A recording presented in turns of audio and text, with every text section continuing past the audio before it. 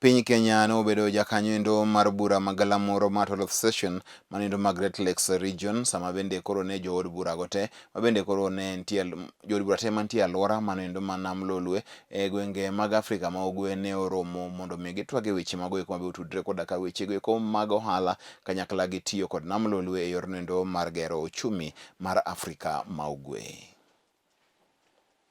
As democratically elected representatives of the people, you are well positioned to address potential causes of conflict. This is because strong parliaments carry, transmit, and provide a platform where challenges, views, and hopes of the people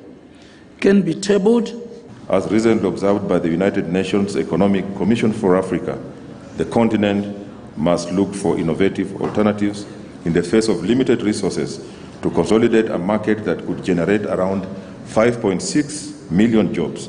boost intra-Africa trade and exports, capitalize on deeper and stronger intra-Africa cross-border ties and trade relations.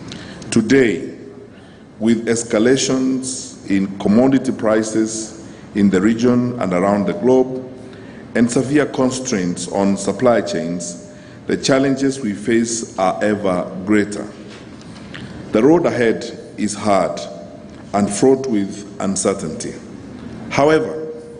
our individual and collective histories show that we are up to the task